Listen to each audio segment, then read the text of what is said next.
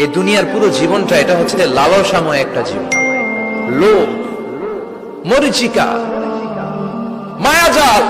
এই মায়াজালে আমরা আটকে আছি, ফলে মৃত্যুর কথা আমরা ভুলে গিয়েছি।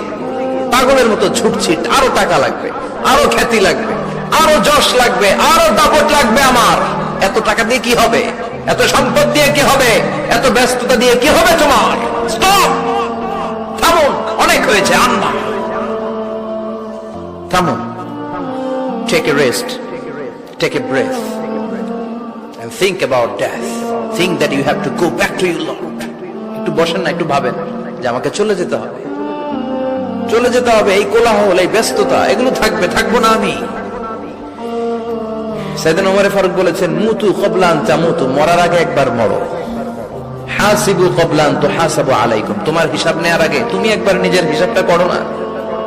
কাগজ বের করে একটু লিখো না, কি কি ভালো কাজ করছিলা, যেগুলো দিয়ে নাজাতের ওসিলা হতে পারে, 1 2 3, আর কি কি আকাম কুকাম করছো দেখো না, লিখে দেখো তোমার অবস্থাটা কি। মরার আগে একবার মরো। মরার আগে খাটের মধ্যে শুয়ে শটান করে চোখ বন্ধ করে একবার মরার ভান করে দেখেন কেমন লাগে। চোখটা বন্ধ করেন আর ভাবেন আপনি নাই, কি কি হতে পারে ভাবেন।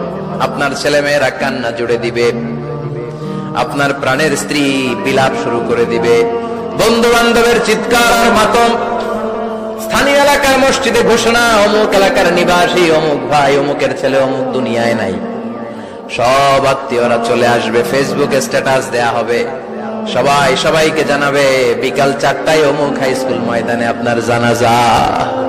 ছুটে আসবে, সবাই ছুটে আসবে আপনাকে শেষ বিদায় দিতে, গুড বাই জানানোর জন্য, আল ওয়াদা, বিদায় জানাতে আসবে সবাই।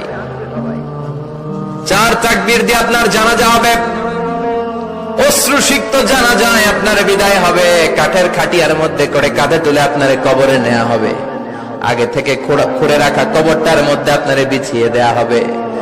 বাঁশের কচি দিয়ে তার উপরে মাটির চাপা দিয়ে সব চলে যাবে। ভাবেন না একবার চোখ বন্ধ করে, this is the circle of life, this is the nature of life. এটা সবার হবে, আমার হবে, আপনার হবে। এত মায়া, এত ভালোবাসা কই যাবে?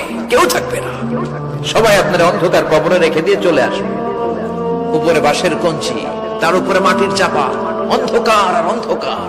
এই অন্ধকার যেন শেষ হতে চায় না, শুধুই অন্ধকার, ঠিক কিনা?